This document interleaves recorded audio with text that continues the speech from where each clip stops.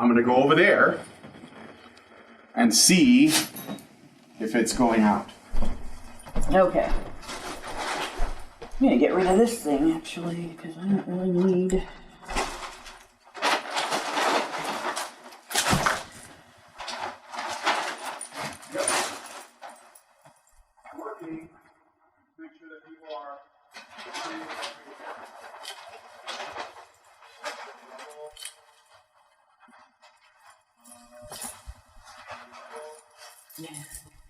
Nope. Apparently they can hear us already.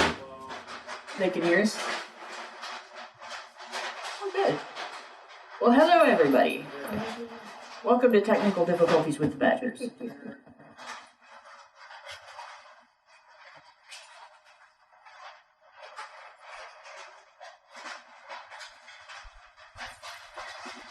All right. I think Allison is watching. So here's the thing about this. I don't know if you noticed. Move, Jojo. But you have global settings set up to where our microphone's being picked up. See? So they can hear us right now. We're not live yet. All right. All right. No, I'm just saying. We can. there's ways around this, but it's fine. So. Remember we unmuted, so it's so you can hear us. It's okay. Yes. You can hear us. Hello, everybody, and welcome to Technical Difficulties with the Badgers. Yeah, right. Never heard that before. Okay, let me just bring up the... Oops. I'm going to bring up the YouTube so I can look at the live chat while we're streaming. Oh, yeah, actually. Then I can look at it on my phone, right? I gotta get my phone first, and then I'm if I can get my phone on the Wi-Fi.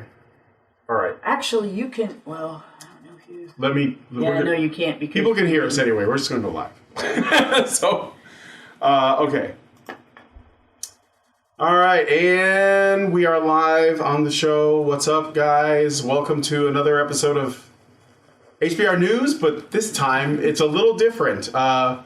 We are here in my apartment in Roanoke, and I am joined, my name is Brian, I'm joined by Hannah here. Hannah, say hello. Hello. Okay. Lauren behind me, and Dr. Randercam. And Lindsay is behind the scenes, and JoJo is also. He's just staring at Mike. like they're on a deserted island, and he's like turned to a hot dog. You ever seen that in the old cartoons with the starving? Okay, let me move this bottle of water out of the way. So I'm going to try and bring up the live chat on my phone. And we're going to talk about what we did. So I guess I'll start with Mike, because you're right there. So, and I'm going to bring this up real quick here so that I can see the chat, turn on my Wi-Fi. So, okay, how do we do this? We'll talk about the misadventures first. So I do see people in the chat. Hello, J. Robotai. Zeranx, Alex, Ulysses Account 23, Honey Badger Radio, that's Allison, probably beaking at us for something. Blue Orange 22, Zeranx, and others. Hello, hello, hello. So, as you guys might not have known, we had met up yesterday for, we attempted to go to a rally. In DC. In DC on the day before. Now, I didn't make it to DC. We were driving up. I was driving up with Hannah. So, what was the story? What happened yesterday? What was your experience? Well, we went to DC to try to go to the rally. There was a rally in DC yesterday, and what we found was the longest queue of people anyone has ever seen. Imagine every line in every Disney World in the world. All in one line. It was snaking around several blocks and coming back. I estimated it was about a 7-hour queue. So we didn't get in. There was never any chance of getting in. But plus it started snowing and hailing on everyone. How long do you think the line was? So it was packed. It was packed. It was packed with thousands of people who had no chance of getting in. Yeah. I kind of wanted... We found the back of the queue eventually. I just wanted to shake people and go... You're going to be stood in the snow for 7 hours and then you're not going to get in. Plus, it was chilly up there, wasn't it? Yes, Very cool. as predicted, it was not quite as bad, not quite the Arctic storm that some people thought it was going to be. But yeah, people turned up in their tens of thousands, which is a testament, really, to how popular Donald Trump is. That many people are willing to stand in ungodly weather for. That sounds wild because he didn't get as many votes as Biden did in 2020. So, I mean, could you imagine what that inauguration, that rally looked like? There was probably like everyone in the South Americas and China and everything. Yes. Tens of people. So, Lauren messaged me when I was in the car with Hannah driving up there. We were probably like halfway between Roanoke and DC, like an hour out or something. And Lauren was like, the line is crazy. You have to like drive into DC, park somewhere, get on a bus. I didn't even know what the story was. And then it was hailing. So Lauren, tell me what your experience was. Yeah, so I mean that is basically it. Do you want me to hold it? No, I'll hold it. Yeah, so we got there. First off, we took the train in because there was nowhere to park. Everything was like shut down. Once you got into DC, all of the roads are blocked off, because it's the president, it's the inauguration. So we took the train in, which took about an hour, at least an hour. Was it like a local train? Or like an Amtrak? Like, what kind of train are we talking about? Yeah, no, it was a local train. They actually just extended the Silver Line all the way out into Leesburg, where my aunt lives. So it's a fairly new train system, which is very nice and clean, but, and cheap. It cost like $5 to go and come back, which is just unheard of, you know what I mean? But yeah, the train ride took forever. We got there and it was all right. It started drizzling, we were walking around trying to orient ourselves, figure out where everything was because there was just so many people. And, just walking around and seeing what there was to see. And then it started hailing, like, and then it started snowing, and it was like, by the time we figured out where we were in line, we had one person who was like holding the line for us, right? And then we stepped out and went and had brunch or whatever. And we did all of that, came back, and she really was in the same spot. I mean, the line hadn't moved. It just gotten longer. So it was just a lost cause. It was it was a cold mess, not a hot mess. Yeah. And, but the funny thing is that as Hannah and I were, Hannah was driving, and I was in the passenger seat of the rental van, all I saw was the weather getting more and more like snowy and heavy, and it was just completely ridiculous. And yet, despite the weather, the place was packed. That's the crazy thing. And the people stayed there. Yeah. Like, we ended up going to Lauren's aunt's house and meeting up with her there, which is like, I don't know, like half hour away from DC, would you say? Yeah, and we just watched it wasn't even the inauguration, it was a rally. We watched it on TV, on the internet, and it was, Lauren's aunt and her friend were very gracious hosts. It was cool. I was fine with that. And then Hannah and I came back like late that night. So, and then we tried to do a meetup today at the local bar, and they were playing the inauguration on TV, and you guys were watching it. Yeah. So. Yeah, I don't think. I think changing the schedule, which we didn't really have much of a choice because our original plan was to go around the periphery of the inauguration. Mainly, we wanted to get interviews with people because this was one of the things that was said about this election was that it was a record turnout of men. So I wanted to see what the men who voted for Trump, what their reasons were for voting, because I have my suspicions that a lot of it was they didn't want to go to war. I can't blame them. I wouldn't want to go to war. That was one of the reasons why I voted for Trump was the Biden-Harris administration was taking us toward war. And I didn't see any change coming with Harris. So obviously, I was not going to vote for her. Even if she met my criteria for when I would vote for a woman, she fails at that. And I kind of suspect I was going to get some answers like that, but it would have been interesting to see if I got something different too. And so my goal was to get here and be able to ask people those questions. We didn't get to do that because once we changed the schedule, not everybody can change their schedule at the last minute. So we didn't get a lot of people showing up to talk to us. We actually weren't really able to have the open meetup that we wanted to. So that's kind of partly why we're doing this video. Yeah, but it was still a worthwhile experience, and I think that you can just look online for the reactions, which have been varied and strong for many, but also not quite like what 2016 was. So I'm gonna look at some comments on the chat here. So I'm using my phone to look at you guys saying stuff just to see. So Jay Robotai, I hope I'm pronouncing that correctly, says Beavis left office and Hannah still wears a Beavis and Butthead shirt. Yep. Oh yeah. Butthead is still the governor of California. Let's see. Someone named Useless Account 23 says, he's responding to Blue Orange. I'll just read something else. Great Indoor says, does this meetup count as activism, by the way? Asking for a friend.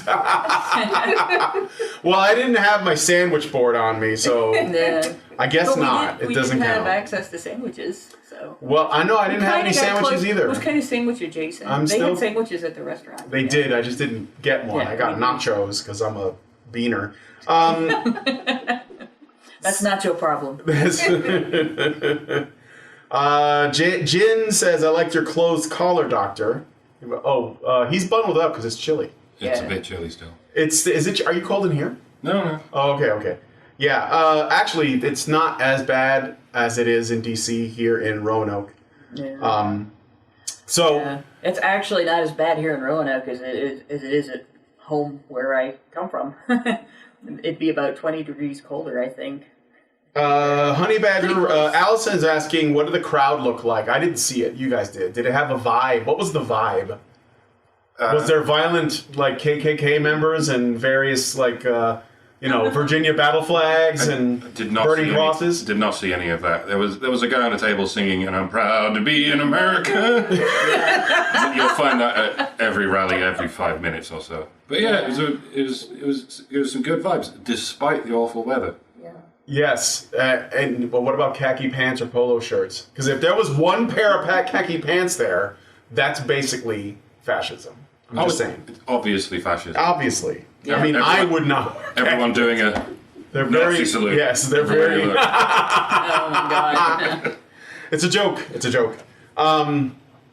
Okay, so Jeffrey says, how didn't I get notified that you were meeting up in DC? Yeah, it didn't happen in DC, but what the original plan was I was hoping that we would do a meetup here in Roanoke the day before the inauguration at Five Guys Burgers and Fries, because I thought it was poetic. Yeah. And then the day of we'd go. But the rally threw people off. Because there was a rally before the inauguration. And I think there's another party. There's another rally after. After the inauguration. Just to throw another bit of confusion in there.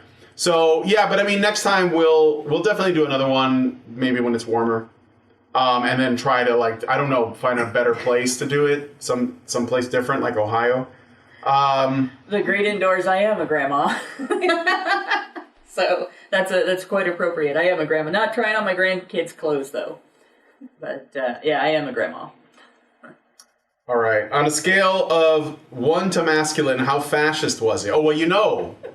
99. If it is in any way masculine, it's automatically fascist. Yes. Do you know that one of the people, is it Pete Hegseth? Yeah. Who is the Attorney General? No. What is Pete Hegseth's something to do with the military. Something to do with the military, right. The military guy.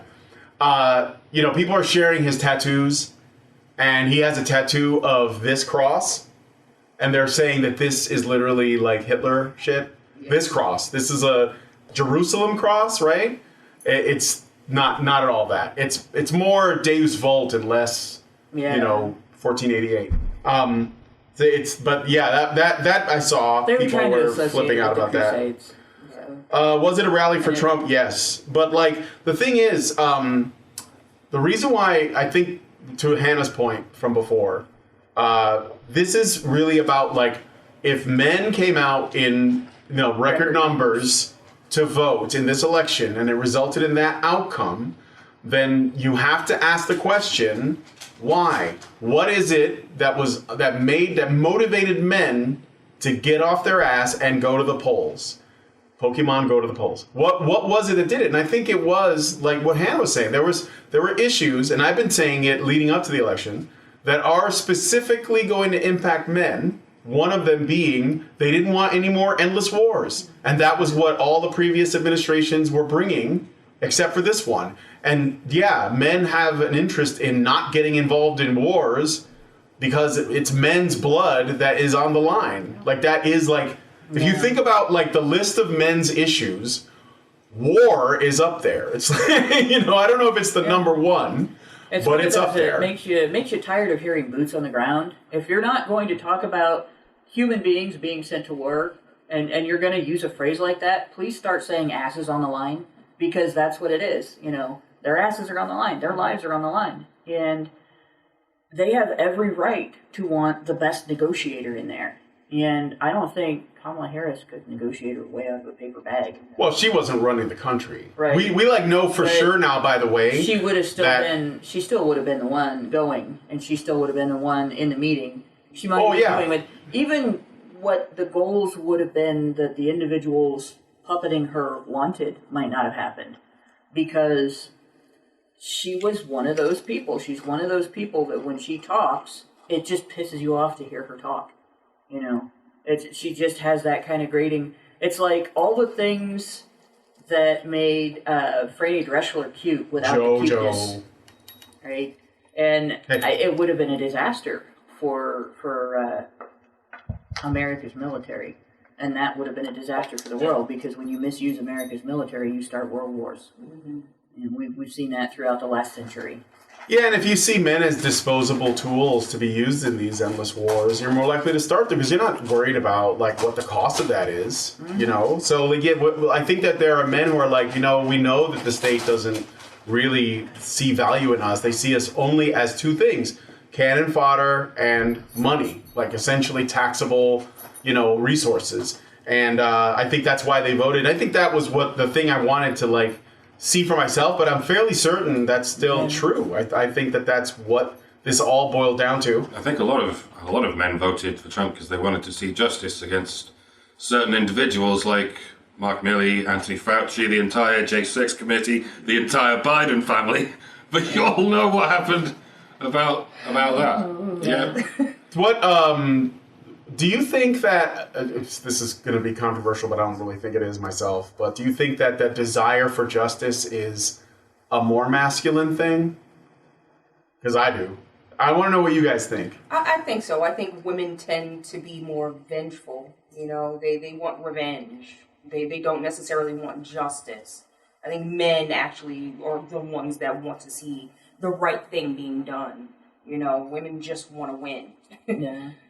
All you have to do to understand that is look at how things are done in family court, right? Most of the time, when you have a parent who is vindictive, who starts manipulating the family court, who starts lying about the other parent, and using the children as a means of bludgeoning or punishing the other parent, it's a woman. Most of the time, that's the woman. Men do it sometimes, but it's almost always the woman. And it's a very big difference right there. Like, they care more about revenge than they do about the welfare of their children. So they obviously are going to care more about revenge than they do about justice. Yeah, Allison says, what did JoJo do during the inauguration? He was here alone. We left him. He was fine, though. He had a bone to chew on. Gin Bottle says, my own mother said men want justice, women want peace. Some women want peace. Yeah. Women who have seen true horror and violence, women who have been in hellish situations in third world countries or in neighborhoods where there's constant violence, they want peace. But spoiled women, middle-class women, upper-class women, women who have never seen a day of violence in their life, who've never been through anything, don't understand how bad it can get, and will set things off and then be, they won't necessarily feel guilty about it, but they'll regret other people knowing that they did that. And they don't want peace. They want revenge. They want to be mean. They want to hurt whoever they feel like disrespected them. You don't even have to hurt them. I wish I could say women want peace. But if women wanted peace, we'd have had the largest female turnout for Trump, too. Yeah. And what we had was women all over the country rallying to vote to protect the right to kill their babies. And it doesn't matter whether you support that right or you're against that right. Is it really more important than whether or not America goes to war? Because, like I said, if America goes to war, America drags the whole world in. Mm-hmm. And it's men who lose their lives primarily. But that also harms women and children. So women would have thrown everyone in the world under the bus in order to do something that they have every capacity to prevent the need for. I don't really think that peace is on a lot of their minds. No. I don't think that they want peace at all. I think when women think about peace, the only peace that they want is they want their safety maintained. They want their way of life to be, untouched and unblemished. You know what I mean? They want to be able to do their own thing, live their own life. That's the peace that women want. To hell with the rest of the world. You know what I mean? If there's a war, they don't care if it doesn't affect them. You know what I mean? Directly. So no, they don't. No. Well, so let me know, guys, in the chat if the audio is okay. I just wanted to make sure you guys can hear everybody fine and that my microphone is working okay. All right. Do you think if Hillary got in, there would have been world peace? Do you think if Kamala got in, there would have been world peace? Very probably not. In fact, they seem to be the only ones who didn't get a pardon from Biden. Mm-hmm. We may have a couple of sacrificial lambs in our future. Let's just pile all these crimes on those two. Remember what Hillary Clinton said about Gaddafi. And that this was an individual we had made promises to as a nation. Like, not us as citizens, but our government. So they lied to him. And they didn't really have a solid reason to do what they did. But she bragged about it. We came, we saw, he died. Like, that was a great thing they did. Hillary Clinton was a warmonger. Yeah, I mean, most of the people in Washington are warmongers. They want forever wars. I think this was, especially with men, a referendum against that, saying, we're not fighting your wars anymore. I mean, we saw it when they, when they started putting out this, military propaganda with this animated thing with my two moms and all that. And that was when we weren't at war. And then when we were, the Russia-Ukraine conflict blew up and October 7th happened, all of a sudden there were tough white dudes and heavy metal music playing and people were chugging beers because they wanted men to go to war, actual people that are going to be effective and not people who insist on they're essentially going to join the military so they can get their surgeries done and they can get their hormones for free or whatever. So I wanted to look at some of because I'm going to try and do something of a news show to this. So Twitter had a lot of opinions, and I want to read some stuff and get your thoughts on it. So this is Ari Drennan. I don't know who that is. And but they have a check mark, which is meaningless anyway because you just pay for it. And says Trump's day one executive orders reportedly include directives which will likely take time to implement on pronouns, prison inmates, and passports, but nothing for now affecting the ability of most trans Americans to obtain medical treatment. And then it says, I'm just going to read the screenshots and I'll get you guys' reactions. Here's what the order sets out. The executive order establishes government-wide the government-wide biological reality of two sexes and clearly defines male and female. So they're not even going to get like, type A or B military people. It's like male or female. All radical gender ideology, guidance, communication policies, and forms are removed. Agencies will cease pretending that men can be women and women can be men when enforcing the laws that protect against sex discrimination. Woman means adult human female.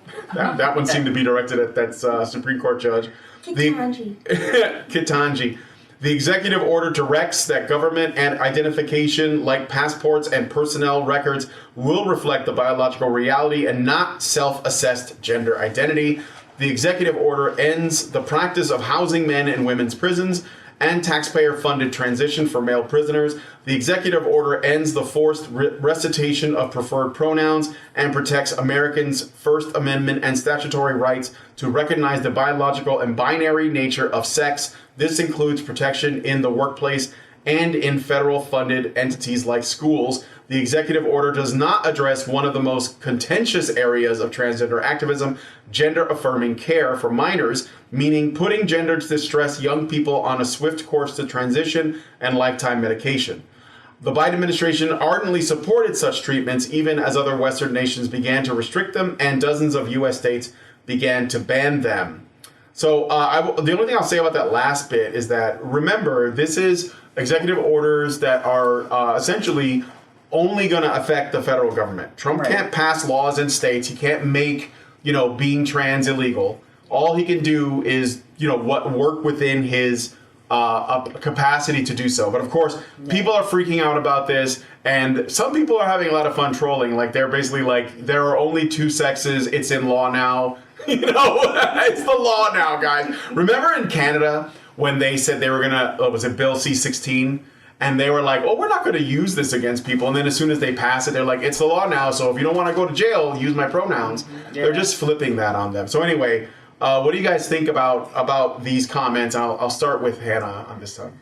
Well, I'm not worried about the bit about minors being excluded because that's really something that needs to be handled through the education system. The education system is where it's being done. Minors are being transitioned inappropriately. They're not being treated for mental health conditions. They're having them inflicted on them. And educators are convincing boys and girls that if they're gender atypical, they must be trans. And that's not true. You can be completely gender atypical and not have any dysphoria at all or any leaning toward being trans or non-binary. I couldn't think of the other one. The word for trans but not trans.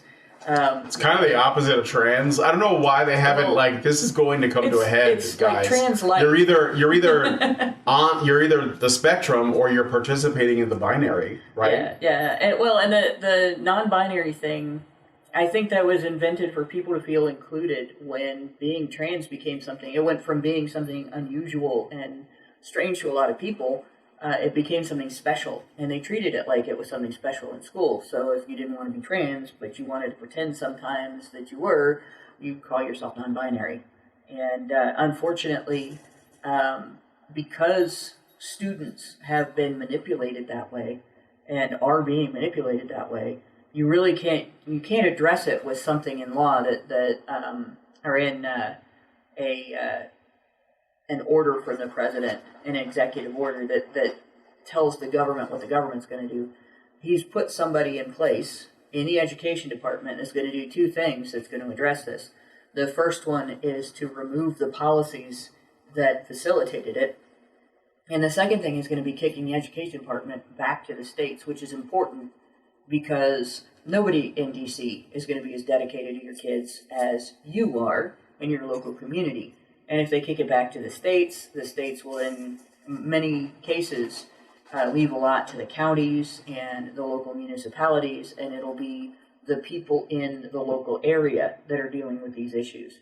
And it's going to be a lot harder for some network in Washington or the teachers' unions or any other large network to come along and impose these things, because you're going to have involvement from the parents locally. So that'll just prevent, it'll be better to handle it that way than it will trying to handle it through the federal government, and it'll prevent the ability of some other aspect of the federal government from coming in and putting the kibosh to whatever Trump says to do in his executive order. Lauren? I think it's great. I find it hilarious that people are absolutely frothing at the mouth over something that affects less than 1% of the population, who apparently are all in the military. Yeah, right. There's something like 15,000 trannies in the military. Like, what? Well, I don't think trans men are in the military. I think it's just trans women. Trans women, probably, yeah. Yeah. But no, good. Yeah. Let's go. Well, I mean, it's like my thing is, it's not really about like, I mean, in a way, it's a men's issue because I think that the trans agenda is going to impact men and boys. I made this comment in my personal Discord where people were talking about, circumcision, right? And how how awful it is and barbaric it is, and I agree with all that. But I also said, the funny thing about circumcision is that I think that there is probably some cause to think or see a downstream pattern from normalizing the mutilation of boys' genitals to normalizing the mutilation of boys' and girls' genitals and their secondary sexual characteristics in order for them to identify another way. Because I think that if we stigmatize circumcision, I think that it will also, because it's essentially preserving bodily autonomy, we'll also see people who think that they're living in the wrong body as also, traumatized or otherwise, they will see that as something that needs to be treated and addressed in another way other than just giving them what they think they want. Because a lot of this stuff is, a product of childhood trauma. I know that there are many people who ended up becoming trans women, and it had to do with their sort of living with circumcision that was botched in some way. In fact, the whole thing started from a botched circumcision. Remember? It was John Money, and he had those two boys, and one of them had a botched circumcision, and that led right into it. That's what I mean. I think that there's something... When he got older, he committed suicide. He killed himself. Well, they both did. Yeah. But because of all the gross, weird stuff that, John Money did to them. And so I think that there's a relationship between that, and in a way we have to try to address this from starting from the point of truth. Can a man become a woman and can a woman become a man? The answer is no. And why are we normalizing this? It's just not true. So there's another aspect to this. The phenomenon of people willingly going through this process as a means of treating dysphoria and the experience of dysphoria itself may start with a major difference in society's attitude toward atypical women versus atypical men, which is why it used to be much more rare to meet a trans man than to meet a trans woman. Until schools started grooming girls into being trans boys, it was you almost never ran into trans men, until they tried to treat it like it was something special. Fashionable, even. Fashionable. It was always, tons and tons of trans women per trans man. And I think the reason is, you can be a tomboy, you can be butch, you can be extremely feminine, you can be completely goofy, you can be very serious, you can be very respectable, you can be a complete nutter hoe, and you still identify as female and feminine. And nobody will tell you you're less of a woman, you're less female, or you're less feminine for being very different from all of the other women around you. They won't tell you that, there's something wrong with you as a female. They might say, you're disrespecting yourself, or you're not taking care of yourself, or have you tried this, you'll be, more popular or more successful at something. But you don't get, you're acting like a boy, shame on you. Something's wrong with you. But guys, all a guy has to do is have the wrong hobby, and suddenly he gets picked on, or wear the wrong color, and he gets picked on. Say the wrong thing, like the wrong thing, have the wrong attitude about something and be seen as unmasculine when he's making his own decisions. He's not being beta, or to use that kind of language. He's living his own life and making his own choices. And it's not unmasculine to prefer pink over blue, or cooking over working on cars, or growing flowers, or any number of unusual things that people, not everybody does, right? But people associate with femininity. Crochet, wanting to take ballroom dancing. Like, there's a lot of strength involved in that, by the way. But guys get shamed for every little thing they do. And one pathway out for somebody who has a highly unusual personality, highly unusual dislikes and likes, highly unusual social habits and everything, maybe a little more fastidious than other guys, is to identify as a woman, because those behaviors are all acceptable when women do them, because you have a broader spectrum, pun intended, of behaviors that are expected of women, or acceptable when women do them. And if we didn't box men in like that and say, well, you do something a little different, you can't identify as a man anymore, and treat men like they're less manly for things that aren't irresponsible, they're just unusual, that aren't useless, they're just not what everybody else finds a use for, that maybe we wouldn't have seen the growing incidence of transgender lifestyles in people during the 90s and the aughts, and we wouldn't have had the door open for the gender mafia to start transitioning children. Yeah. All right, Mike? Well, it's fascism, clearly. Not federally funding sex changes for prisoners and children. That's what fascists do. That's the first thing Mussolini did when he came to power. That was Franco's rallying cry. There are only two sexes, not 2,000. Oh, wait, no one even argued about that until 10, 20 years ago. Maybe y'all are the crazy ones. Because, for all of human history, there has only been two sexes. No one even argued about that.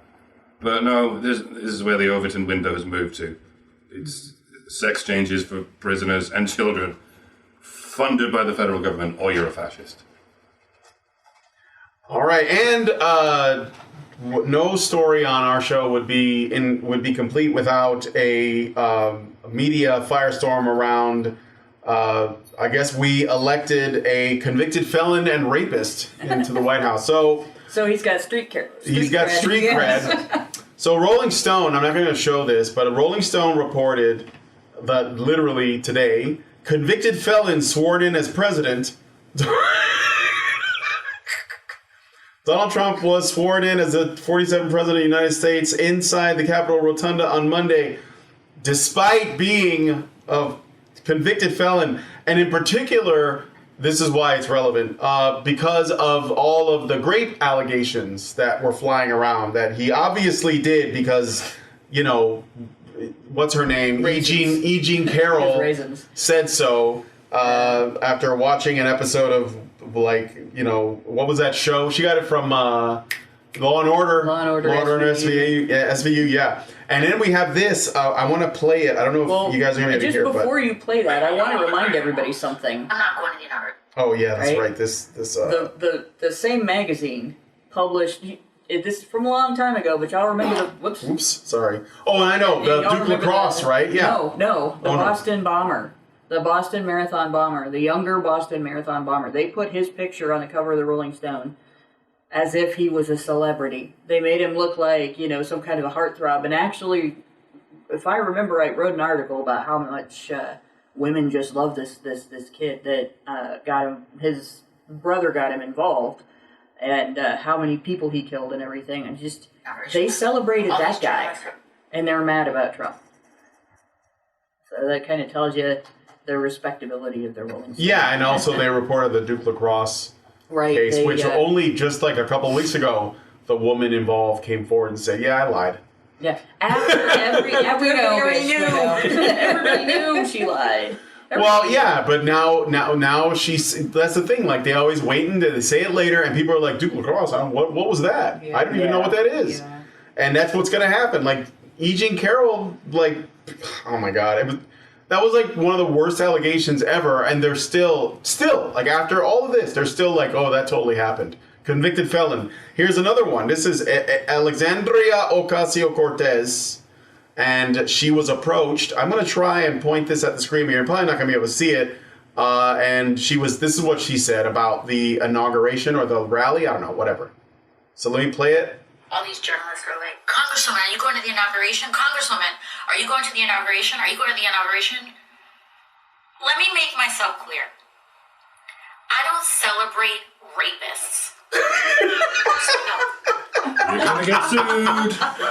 Take that. Sue the shit out of her. Yeah. Sue the shit out of her, Trump. I don't know if you can, but I mean, she probably was just scared to go because you remember last time she got killed like 7 times. Yeah. She must have put in that Konami code so she can keep coming back. She has the Kamimi code. Yeah. Let's see, what else? People were having fun about this online, at least the ones that have a sense of humor. But some were, it was a very dark day because Project 2025 is coming, guys. Like, no matter what they tell you, no matter what it looks like, you're just being deceived. What? Yeah, somebody better get a tarp. That's going to be messy. Yeah. I didn't know it was that excited. God. I should have known. I'm going to try and bring the chat back up. So somebody else say something. Here, Mike. Take that. Yeah. Put you on the spot. Put me on the spot. I'm sober as a judge right now. Wait, sober as a judge. Coming into my head is just... No, Mike, that's stupid. Don't say that. What? No, Mike, that's stupid. Don't say that either. No, just say what's stupid. That's what this show is about, I think. I just did. Do you want me to give you some news? Yeah, give me some news. There you go. Serve a purpose. Help me out, babe. Serve a purpose. Do something, woman. And while you're at it, give me a sandwich. I'm trying to open the... don't bring me a sandwich. I don't want one. I'm trying to bring up my... The video, if anybody else can do it on their phone, because my phone, chat. Like, it does this thing. Yeah, this does this thing where I just can't access my data. Thanks, Patriot. So Havoc wants to know if the Rolling Stone magazine always pandered to women, or if that was more of a recent thing. The Rolling Stone used to write about music. It used to be. I remember that. There was a song on the cover of the Rolling Stone that was about music. The magazine was about music. The song was about being celebrated for your music. It didn't pander to one sex or the other. It was just about music. No, it was about great music. Okay.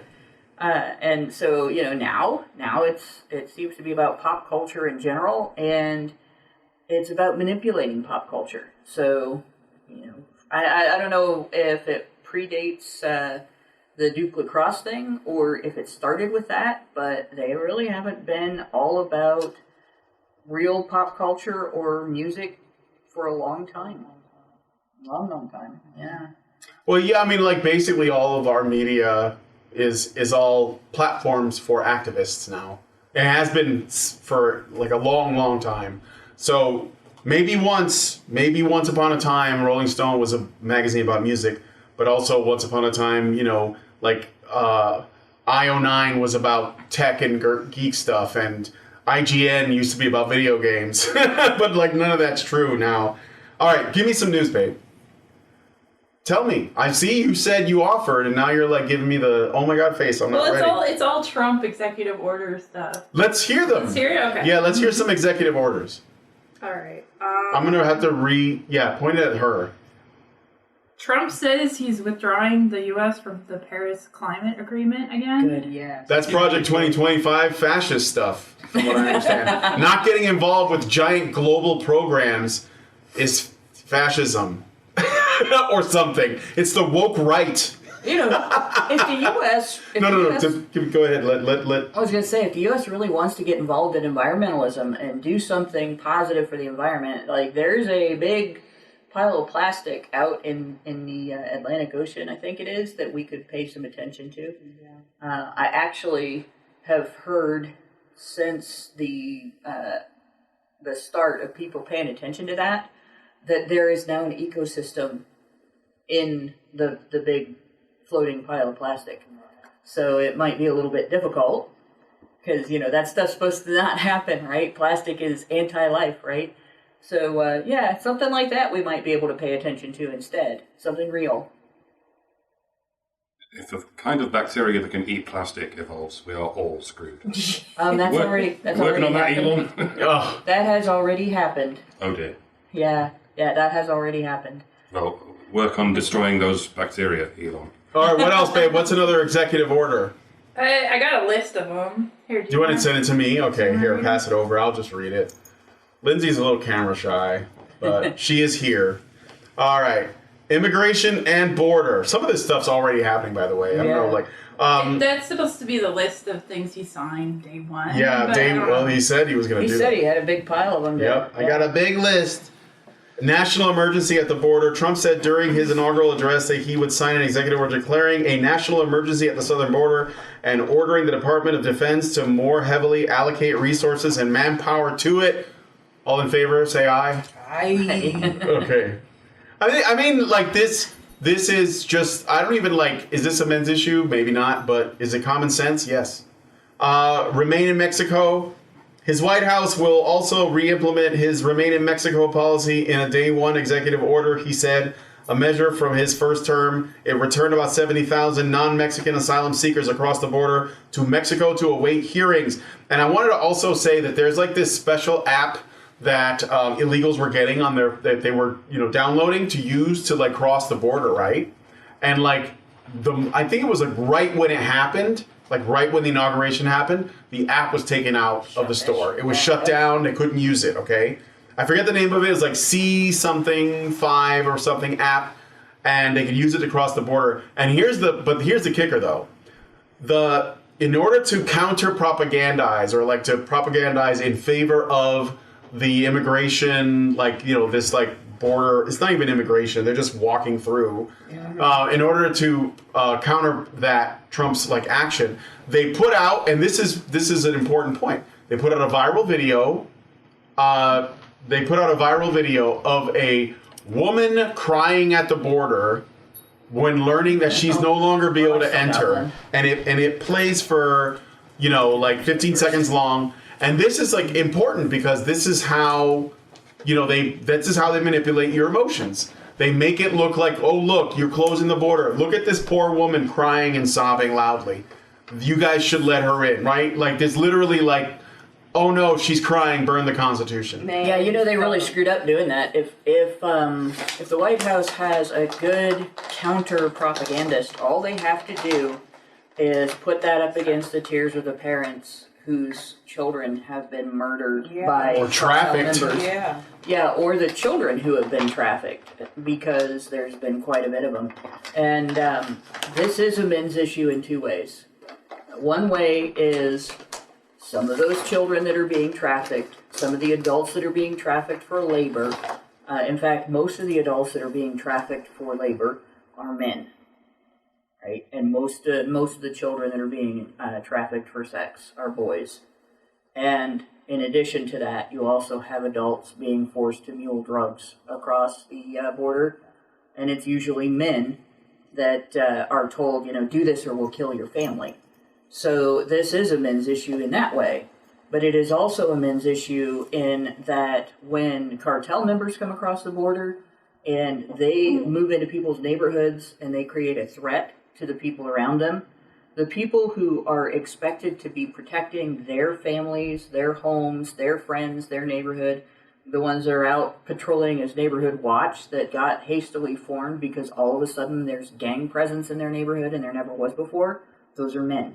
Those are not usually women. It's not usually the moms. It's usually men, because they're the ones that people are willing to see take the risk. All right.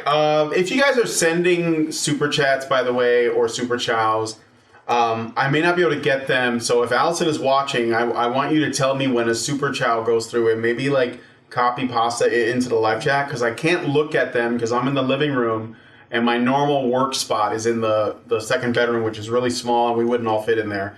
So that's why we're here. So if I'm not ignoring your super chows or super chats if you send them. I just can't look at them, so I don't know what they say. I'm literally looking at the live chat on YouTube as it goes on my phone while I'm looking at the list of executive orders on Lindsay's phone, and Hannah's looking at them on her phone. So I don't have access to my machine. By the way, Sits Like In You says CH or CBP1 might be the name. Yeah, that's the app. Yep.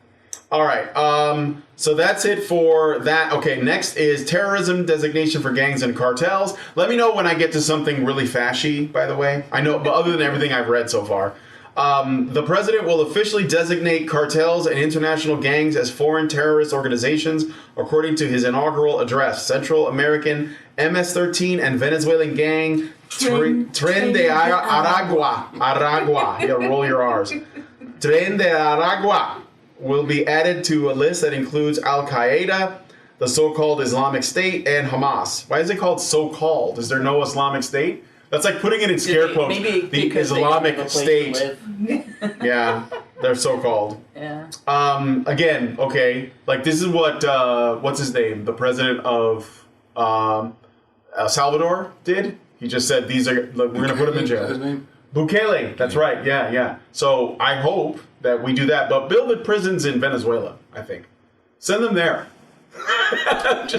No matter where they're from. Didn't Trump say something like that? Maybe jokingly. Where he's like, we'll just take all the illegal gangs, regardless of where they're from, and put them all in Venezuela. Yep. Give a few to Israel. I just want to see what they say. We're going to get banned. Don't you want to... Yeah, diversity is your strength, isn't it? Okay. Next, resume wall building. There we go. When Trump was first elected president in 2016, he signed an executive order to build a border wall. It just got 10 feet higher. Although parts of the wall have been built, there is still much left uncompleted, and an official told reporters before the inauguration that Trump would issue a directive to finish what he started. Well, yeah, that's what he does. Thoughts on the wall? Tear it down. That's fascism, right? Well, like the Berlin Wall. I mean, it's going to make things safer for a lot of men. They won't have anybody to defend their neighborhoods from. You know, it's not everywhere, obviously, because there are also American gangs, but they'll be the only gangs. Yep. Wasn't the Berlin Wall built by literal communists? So interpret it. When you build a wall to keep people in, so I think that's different, right? Well, and they're still going to let people in. You just have to come in legally instead of illegally. Yeah. That's all. Okay. Next is end birthright citizenship. Trump has called the constitutional right that says anyone born in the U.S. soil is an American citizen ridiculous. Trump officials also told reporters that the president would deny birthright citizenship to the children of immigrants who are in the U.S. illegally. But doing that could prove much more difficult than simply issuing an executive order and is expected to face legal challenge. Well, of course it will, but it's still a good idea because I do think that that's something that can be exploited, and it has been exploited, right? So anyway, anybody want to say anything about that? It's not like these kids can't be educated.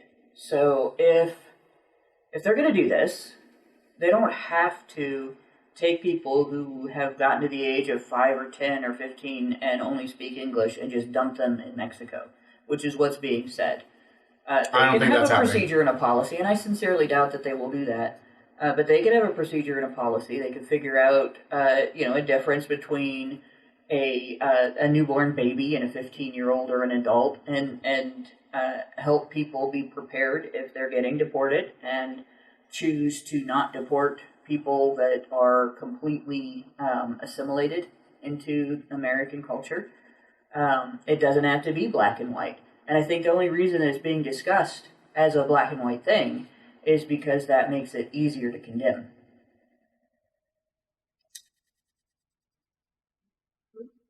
Jojo, you have any thoughts? All right. Bork. Yeah, I mean, like I said, I think that it's something that can be exploited. There's definitely like a better way to do it than simply let everyone who did that stay.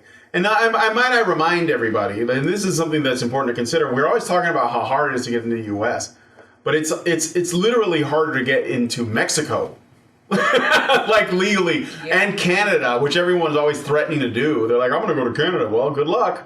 Their immigration process is a little bit harder.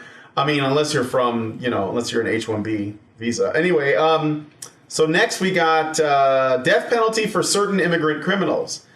Now that he's in office, officials said that Trump will direct his attorney general to seek the death penalty for any unauthorized immigrant who was found guilty of murdering law enforcement officers or other capital crimes. So basically, treating them like other criminals, domestic, that cause. If you murder, then you get the death penalty. But this, I guess, is how they're doing it at the federal level. So there's gonna be deportations, closing the border on health grounds. There's a lot. A lot of climate things. Pulling out of the Paris Agreement again. National energy emergency. He said that in officials. Let me see. What is he going to do? He's going to drill. So I don't know. People have opinions on that. I think that we should be moving towards nuclear power, if anything, but not super relevant. End the Green New Deal. Yes, please. It's stupid. Let's see. He's got tariffs, crypto pile. He's championing cryptocurrency. Can somebody help me out with that? So the big question then becomes: is he going to champion cryptocurrency by facilitating trade, or is he going to champion it by regulating it? Because that's not necessarily championing it. It's going to be something to watch.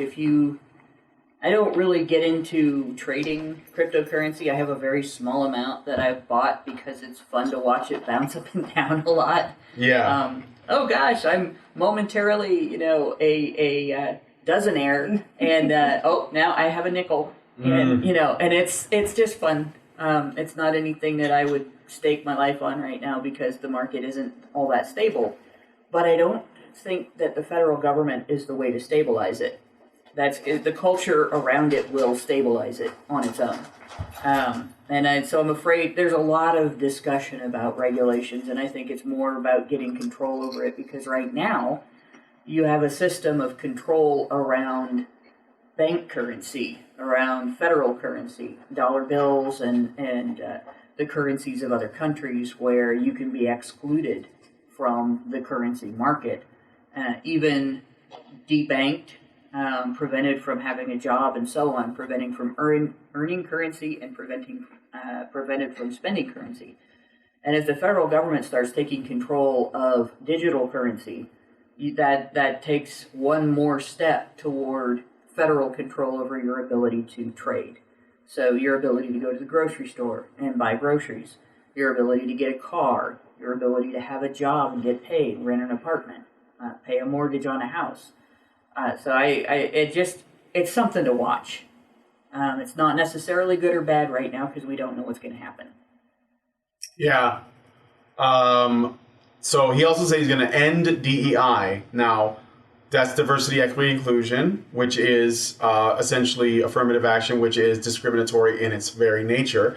But he's only going to do it at the federal level because that's the only that's the only place he can affect that change.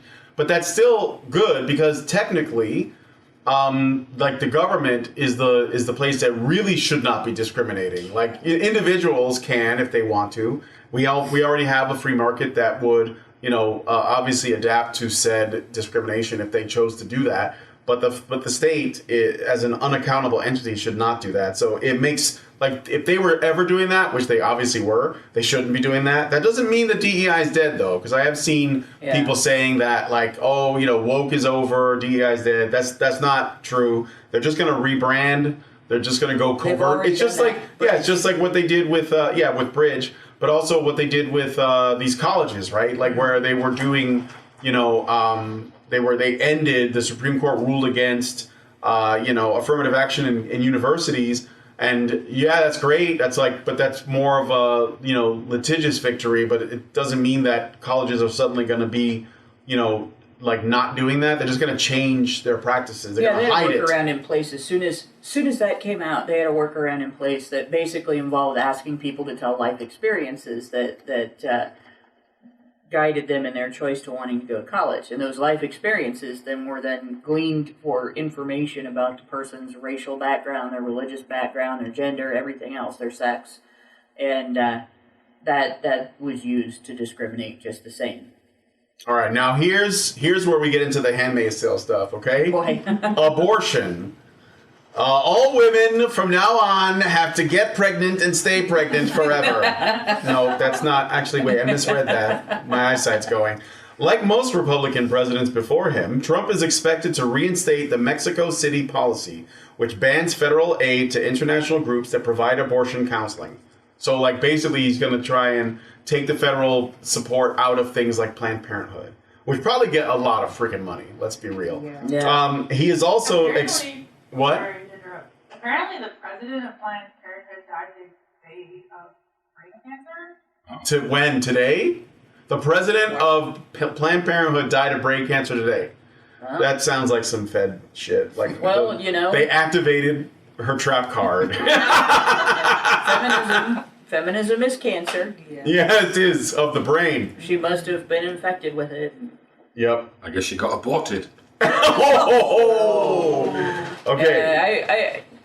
I don't wish cancer on anybody, but yeah, if it's got to happen to somebody that's killed that many, by proxy, better than somebody that's done nothing wrong.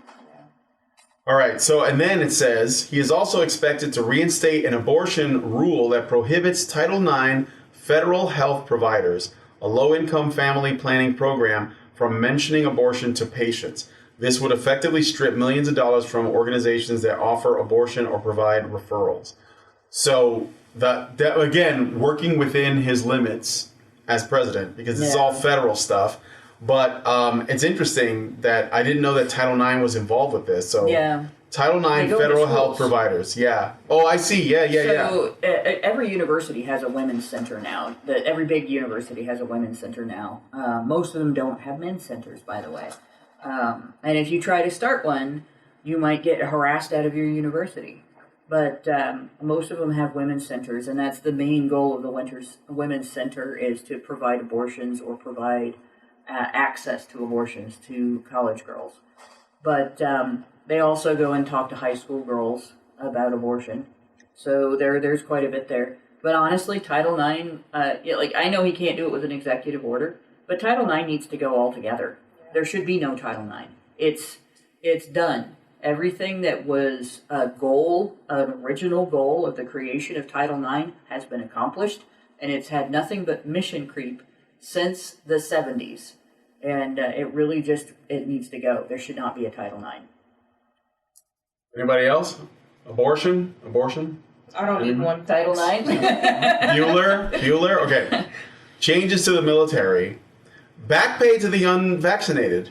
Yes. So Trump is he's promised during his speech to reinstate the 8,000 military service members who were discharged due to the Pentagon's COVID vaccine mandate with full back pay. What? It's going to be expensive, but you're going to want some soldiers that aren't going to have a coincidence on the battlefield. You know what I mean? That's pretty awesome, actually. That's vindication for the unvaccinated, at least and at the level, again, that he's able to operate. Wow. What do you think about that? I'm glad to see it. The military has experimented on our soldiers quite a bit. There have been... this is not the first drug that has been inflicted against soldiers' will. This time they knew, that it was done to them. This isn't the first time the U.S. military has used soldiers as guinea pigs for vaccines. It's not the first time they've been used for medical experimentation, even after it became blatantly illegal. So it's good to see some recourse for the soldiers this time around that were punished for refusing to participate. Agreed. Okay.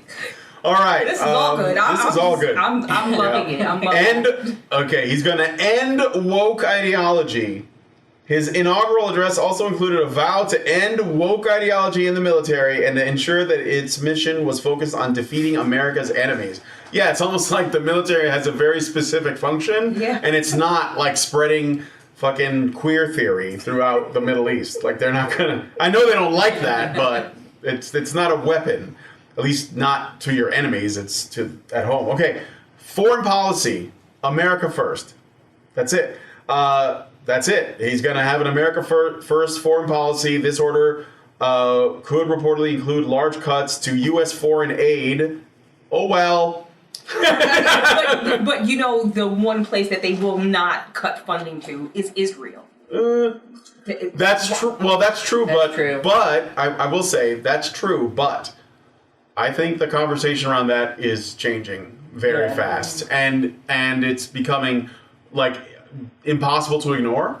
But at the very least, if like the way that we're getting ripped off by European countries, by Canada, by South American countries, you know, I think that we can make up for a lot of that with the stuff that Zelensky's been taking. So, I think that inevitably, I mean, we are the bill will come due. So I agree with you though, Lauren. I know it's going to be, that's like a really difficult thing to change, much tougher nut to crack. We can't do that overnight. That's been going on since like, you know, the late 1800s, or at least like the early 1900s. If we could at least just stop selling weapons to both sides of that conflict, that would be one step forward, you know? Like, why are we doing that? Yeah. No, John Doe, we're not now realizing. It's just not really the focus of this show. We knew. Okay. We are noticers. All right. Next, Cuba and Venezuela. Trump could use executive orders to undo Biden's recent decision to remove Cuba from the U.S. list of state sponsors of terrorism. He could also reinstate sanctions against Venezuela. Both countries were frequent targets of his ire. Well, no, both countries were a thorn in our side, and that's not targets of ire.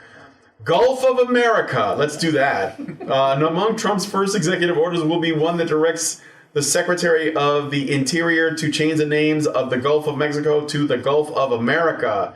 Yeah, I'm down with that. I mean, I just think that's a very bigly thing to do. Yeah, people are getting so upset about that, and I don't understand why. Like, it's he should be putting more effort into fixing America. Well, who cares? Like, really, who cares? If you change the name, it takes what, 2 seconds? Yeah. You know what I mean? It really should not have this much of an impact on people the way it is. But God, they're just so upset at anything that he does. You know, it's fascinating. It really is.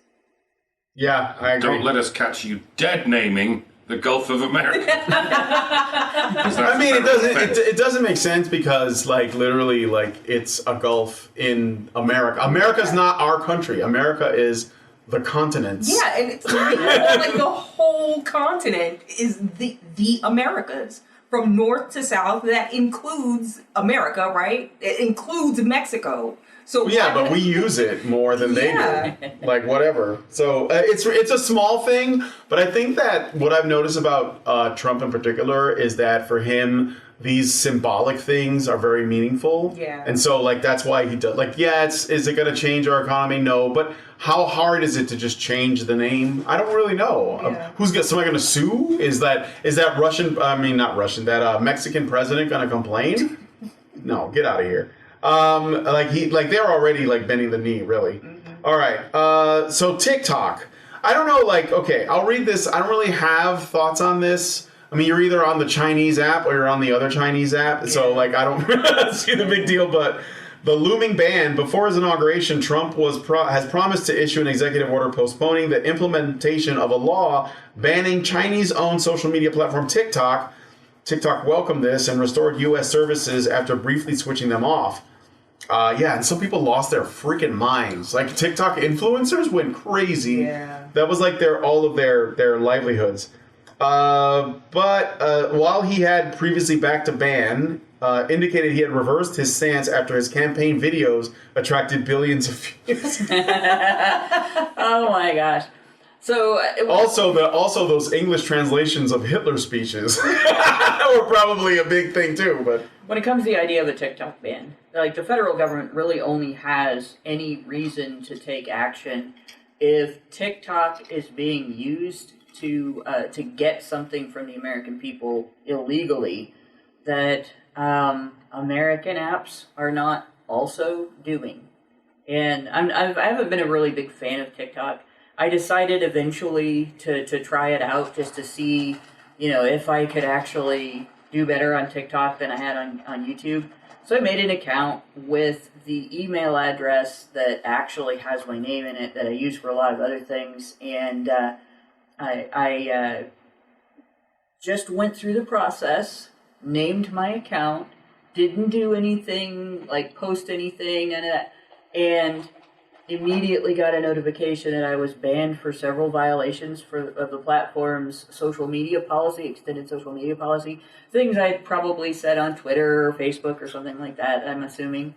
So it's not an ideal platform probably for a lot of political people, but it's not illegal for them to do that.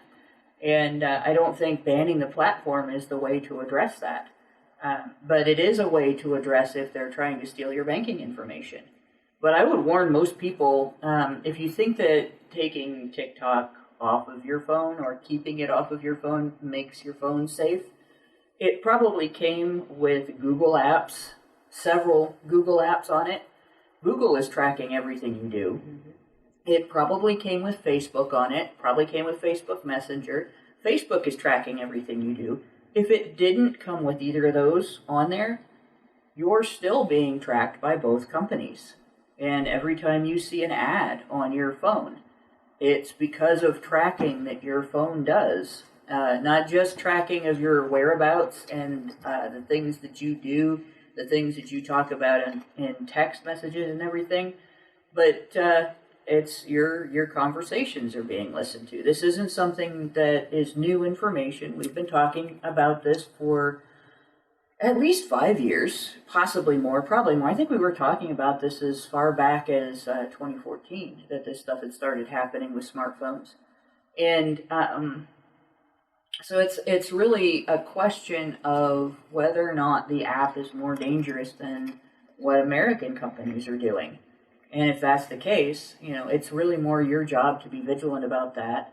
Maybe, don't put the app on your phone if you're concerned about that. And, let people make their own decisions for themselves. And, and unless it's being used for espionage or, again, like theft, there's really not a good excuse for the federal government to ban it, whether it's a good app or not. Yeah. I do love that he did it because of all the views he got. I could just see him saying, yeah, I saw that. I'm going to read it in a second. Well, there's nothing to read, but yeah, he said, I got billions of views. I think I'm going to keep it up a little while longer. Yeah. It helped me win. I actually don't hate TikTok anymore. Although he might take different kinds of measures so that it's not a Chinese spy app, but I don't know. We'll see. All right, and then we get to the good stuff. I think this is the best news. First of all, he's going to free the January 6 hostages, or at least look into all of the January 6 hostages, of which there are many, and they did not get a trial. They were simply thrown in jail, some of them in solitary confinement, and they have been there since 2021, right? So this is obviously a travesty of justice. So I'll read it in more detail. Trump is preparing to issue sweeping pardons for many of those charged in the January 6th riot at the U.S. Capitol building in 2021 and commute the sentences of those who attacked police, U.S. media reports. He has repeatedly referred to those arrested as hostages and has said that he is inclined to pardon many of them. More than 1,500 individuals were arrested in relation to this event. At least 600 were charged with assaulting or impeding federal officers. With the new administration now in charge, the Justice Department will reportedly be directed to dismiss the cases that have not yet gone to trial. So there are people being held without trial and have been for 4 years. So, Mike, what do you think about that? Well, bear in mind you can pardon someone if they've been convicted of a crime. Unlike the J6 committee, who haven't committed it, apparently haven't been They haven't been charged with any crimes, and yet they've all been pardoned. It's this weird topsy-turvy world. In fact, several people who have never been charged with a crime have been pardoned for up to 14 years ago. So, You're right. Yeah, I believe Dr. Fauci got pardoned for jaywalking or something. I mean, well, we don't know what the crime is, but there's a pardon. It's like a lifelong one. It's from 2014 onwards, which happens to be when the American government started funding the Wuhan lab. Yeah. So I'm sure that's a coincidence. Yeah, that's... Yeah, so maybe none of these pardons actually count. Plus, they were signed by a man who's clearly demented. It's distinctly possible that there's a route to undo those pardons, but even if that's not the case, like the most important thing in response to the J6 travesty isn't really punishing the politicians that were involved. It is tearing down the system that they used to commit all of their crimes in the first place, right? And earlier, there was a discussion about the J6 hostages that they were going to go on a case-by-case basis and investigate whether they actually did anything or not. And I can't remember who was doing the live stream, but I commented on that okay, if they're going to do that, then they should go through those cases and every process crime that has been committed against those defendants, because there were many process crimes that violated their due process rights. Not just simple things of filing the wrong charge for the wrong crime either. It was filing false charges, supporting false charges with false evidence, withholding exculpatory evidence, holding them for a long period without a trial, denying them their right to a speedy trial. You know, like all of the things that you're not allowed to do to American citizens in the court system when they are on trial for something. And these were done to not just one or two people, but hundreds. People who had a lot of people who had done nothing but walk between velvet ropes in the tourist areas of the White House after the doors were open. If they're not going to be able to do that, and they're not going to be able to go back and investigate who committed crimes against the J6 hostages, then there should be a broad, sweeping pardon that lets all of them off the hook. Because we do know that those process crimes were committed, and we don't know that any of them are guilty of anything, because they never really got a fair trial. So that's the best solution. And the same thing with regard to Fauci. As much as I want to be a woman about it, as much as I want revenge for what this man did, not just to my country, but to my family, it's the same thing. I want to see the system that he used to do that torn to shreds. And it's not just because I'm angry about this happening. It's because I don't want it to happen to anybody else ever again. And the only way to do that is to go through and find out what made this possible and remove that so that it can't be used again. So that's what really needs to be focused on. You can get revenge in a lot of different ways, right? And sometimes the best revenge is to make the villain powerless and let them live and see their lack of power for the rest of their lives. Anybody else? Did you already say something? I forgot. Okay, about that. Lauren, did you want to say anything? I forgot what was the J6ers being released. Oh, the J6. Yeah, no, it's I can't believe that those poor people have been suffering for this long. They should just be released from prison. I don't even care if they attack the police. Obviously, at this point, it's just an injustice that's being done to these people, and we need to let them go. Yeah, I mean, like, if you were put in jail without a trial, that was already, like, they're in the wrong. Yeah. You know, like, they should be let go based on that. But we'll see. We'll see. I think that a lot of people are going to be, like, getting out very fast, very quickly. All right. So we have a chat. It's not a super chat, but oh yeah, somebody sent $9.99. Who was that? That's a super. There was no comment, but it just says Overt Otter. Thank you, Overt Otter, for the $9.99. If you meant to send something with that, I do see there. I guess there's a message I don't know if that's a message within that. Do you see it? It says buy your own, but that might be YouTube saying buy your own super chat. Shut up, YouTube. Yeah. But shut up, Meg. No, the one I actually wanted to respond to, just because somebody said, "Hey, yo, Badgers, it's nice to see you." It was Mekbeb Tamrat said, "Hey, yo, Badgers, it's nice to see you together. Sad that Karen and Allison are not there. They're here in spirit. It's freezing. Canadian didn't send the ladies down to see us, but it did send its weather." Well, I think that we're going to be doing more in-person things. Yeah. I suspect, and that, like what's going on in the White House and all that is part of it. But I do think that I get the sense that we're coming out of like a dark period. It was like you said, we went into a wormhole in 20. Yeah. Experienced 100 years in 4. Yeah, exactly. But I feel like there's, there's going to be more opportunities for us to hang out and do content again. Overt Otter gave another $9.99. Thank you, Overt Otter. And he says, "Oops, here's some more money. What do you think will be the most important and sensitive foreign policy agenda for Trump? Also, what's y'all's favorite holiday?" Well, I will say in short, the most important sensitive foreign policy agenda, it's got to be Israel. I mean, I don't know what else. It's the one thing that I think that what's going on with Russia and Ukraine, there is an interesting history there, and I think that's going to be a challenge, but I think that Trump's going to just end the war. But I think that when it comes to what the Middle East, it's just like the history of us doing stuff there.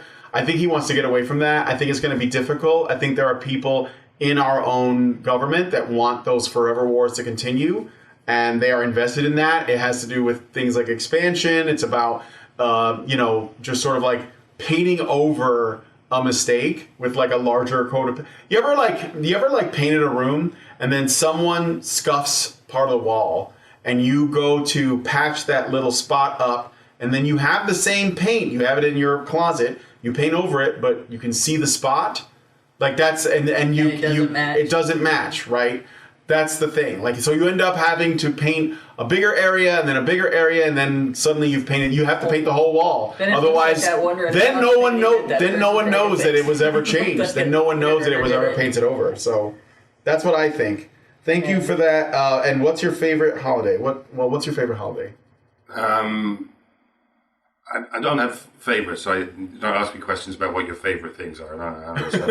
But as for foreign policies, I would very much like to see Trump invade Britain. when you're done with Greenland and Canada and the Panama Canal, just send the boys over.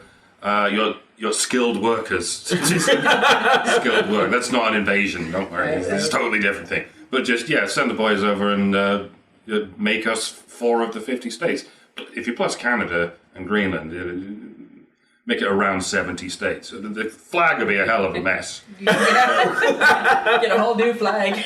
Yeah. It's just going to be his face. My country. The mugshot. My country has completely collapsed. It's being run by evil clowns. I'd just like you to roll the tanks in and murder them all and make us part of the United States. And then I won't even have to migrate because it'll already be in the same country. Thank you. That's great. If you let the evil clowns stay in charge of your economy long enough, we'll just be able to buy it. Oh. Same. I like your Israel answer. I would have to agree with that. As far as favorite holidays, I don't have one because I never get holidays off. I only get like the big 6 holidays off. Everyone has all these federal holidays, and I'm like, what do you mean you're off of work? What is this? What is this thing that you don't have to go to work? Yeah. I'm always at work except for the Christmas, New Year's, Thanksgiving, Memorial Day, Labor Day, I work all those holidays, and 4th of July. Those are the only days that I don't have Trump to work. Inaugurations. Yeah. But then I still have to. I took the day off. You get the occasional. Yeah.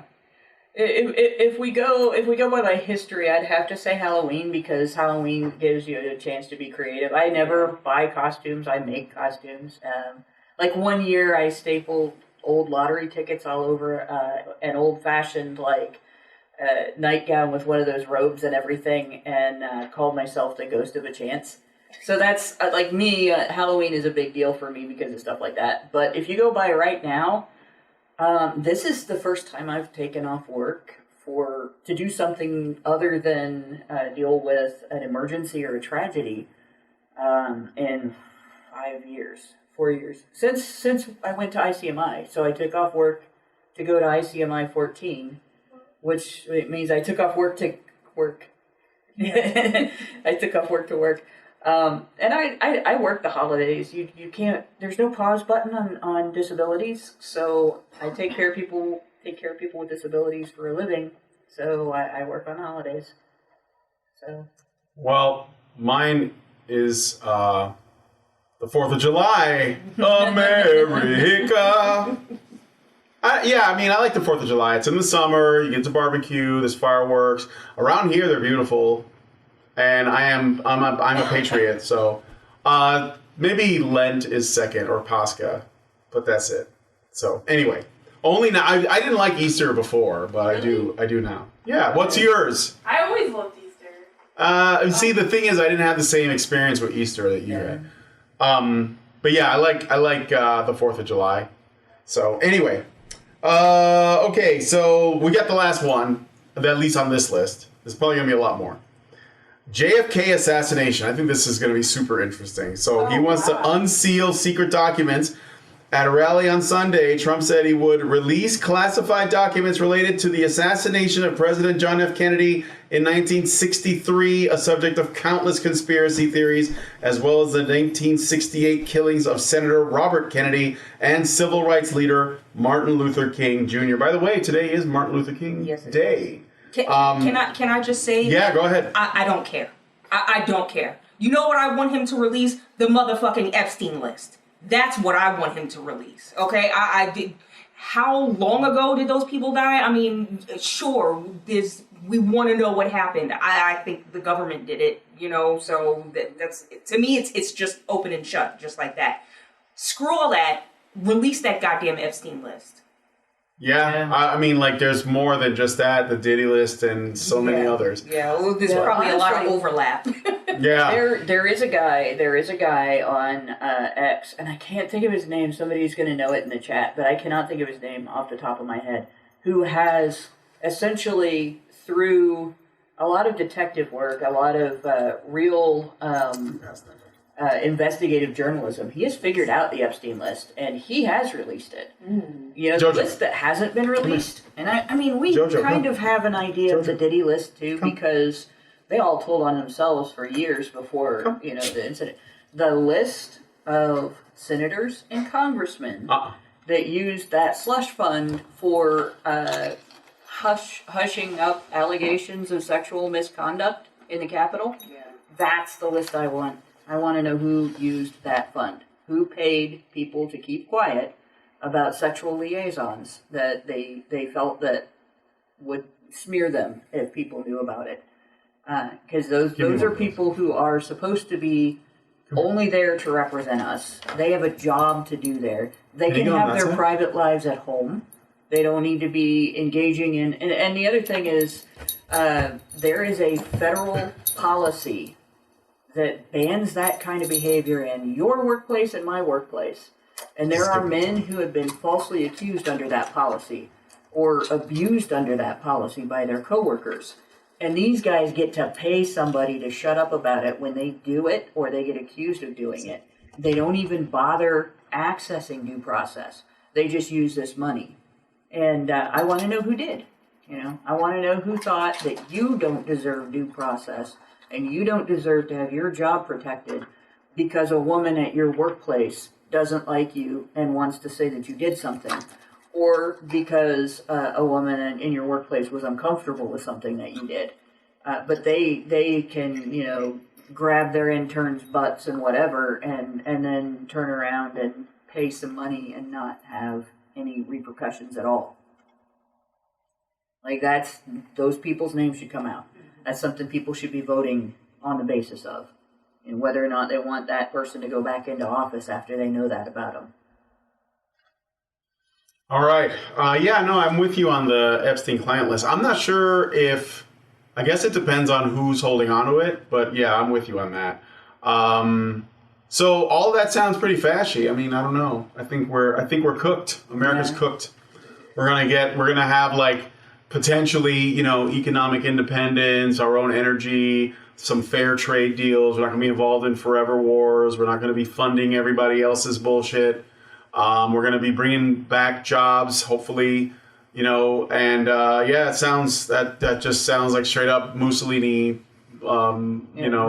Stalin. No, not Stalin. John Doe says the person I was talking about that released the list was Ryan Dawson. Ryan Dawson. Yeah, Ryan Dawson. That's weird. Like, I'm not getting. Is your chat still populating? It's still Mine populating. is not. I can't. I thought people left. I'm like, oh shit. Nope. I'm still seeing moving messages. My phone sucks. I'm not even in the state where I have cell service. Well, I mean, I'm sure Cricket's here too, but Cricket. Yeah, they're cheap. Takes me back. No, I know. That's like, Mint. I'm not spending a bunch of money on. What do I need from bigger companies? So I love Cricket. Yeah, I can't look at them anymore. Although they are owned by I think AT&T owns them. So yeah, I mean, obviously, like, this just happened. I'm sure that Artificial Wombs and Handmaid's Tale's right around the corner. And we're just not seeing the subversion beneath the subversion. Because it was all. No, I'm serious, man. There are people who are like, oh yeah, I know. This is a subversion within a subversion. Obviously, when he was shot, that was all planned. Yeah. Somebody, like, you ever see the movie Wanted? Yeah, like they can bend bullets. Like, that's what it was. They did it on purpose to make it look like an accident.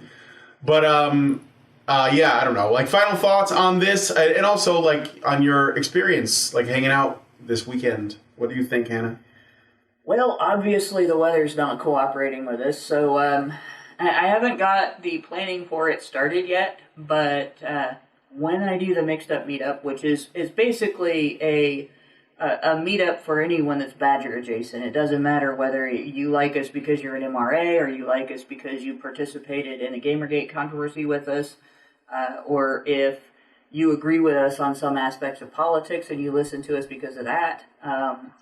Sometime in the warm part of the year when we don't have, a bunch of snow on the ground and it's not freezing cold and the roads are not going to be a giant slushy, there will be a meetup announced called the Mixed Up Meetup in the Dayton, Ohio metro area. Haven't picked a venue yet. I got a couple of ideas. We usually meet up at the Wright-Patterson Air Force Museum and then go someplace else from there after looking around the museum a bit, because we are primarily men's rights activists, and we do like to go in there and talk about some of the history of men in the military and what they've accomplished and what they've been through. But when I'm ready to make an announcement on that, then you'll hear about it on HBR News and you'll hear about it on HBR Talk. So you'll probably see something in the next couple of months where I make that announcement. And so that's basically my take on this whole thing is because the weather pretty much thwarted all of our plans and changed everything we were going to do after everything was all set up and you can't turn back the clock on it. I'm hoping for like round 2, basically, of the Badger meetup. Yeah, I think we're going to see more of that. What about you, Lauren? How was your weekend? It was lovely. I already mentioned hanging out with your aunt. There, she's super based. Thank you. I love her. Like, unfathomably, she was wearing so much Trump shit. She was like a walking ad. Yeah. But anyway, go ahead. I had a blast. I always love hanging out with you guys. I haven't seen Hannah since 2019. Was it 2019? Yeah, 2019 for ICMI. And, it's just always great to get together, you know what I mean? I feel like I'm stuck in Connecticut with nobody around, but just hop in a car and come down and see you guys is great. The weather sucked. It really screwed up all of the plans, but we made do, we still got together anyway, and we're making the best of it. I'm thrilled that this day came. I did not think that Trump was going to get back in.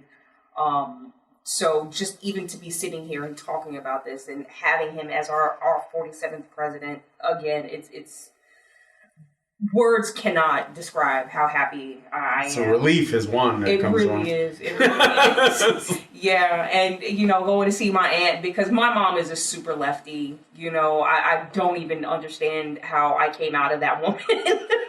Everyone's mother is a super lefty. Yeah, Not mine. Not Hannah's. Not Hannah's. No, my mom was a diehard Republican. Yeah. After Reagan's first term. After Reagan's first. She was a Reagan Democrat. So, yeah, she was a diehard Republican after that. Mike, did you have fun? Yeah. This is an extended vacation for me, and cross DC off the list of capitals that look exactly the same as all the other cities anyway. So. Did you see any of the buildings, like the actual We walked past Ford's Theatre. That's quite famous. Yeah. I don't even know what that looks like. I wanted really to see narrow. I wanted to see the phallus and the Lincoln Memorial and the White House and the Capitol building and those things. I wanted to see that. We'll have to go when it's warmer and there's no massive crowds. That's a good idea. You have to go when there's not so much military presence and with all the roads shut down because it's difficult to get anywhere, because they just don't want people around. I get it. So I mean, I get it. I didn't have not that I was going to bring my machete collection with me, but because I get that they get a little testy around Latinos and their knives. I get that, but anyway. Mike, I'm sorry, I interrupted you. No, I was done. Oh, okay. Yeah. Let's fucking go. Yes, LFG. That's for sure.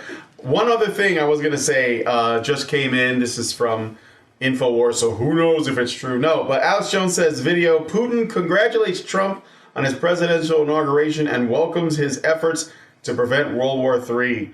Says he's ready to dialogue about the Ukrainian conflict. No, either that means we're already winning and we're ending the war in Ukraine, or Russia. Well, actually, I think the only reason that World War III didn't start after Biden gave Ukraine permission to bomb Russia was because Trump had already been elected. And Putin knew that he had an opportunity still to prevent World War III. Well, I don't think anybody wants that. Okay, Jojo, do you have any thoughts? Jojo. Yeah, he wants more. Jojo, do you want to say anything? Really seems Here, to let me see this. These delicious corn He loves snacks. these. Jojo, you gotta sit, okay? I'm gonna give you one. I want you to chill. All right, high five. High five. What? Do it again. High five. Okay. All right. That'll do. Well, I can't because I'm holding the thing. Yeah. All right. Any other super chats or comments or anything? We should wrap this up. Gin Bottle gives him a high five too. He's got that little hand symbol up. And if you have a problem with that, come fight me physically, bitch. All right. Well, I guess that's it. I mean, I think we'll see where it goes from there.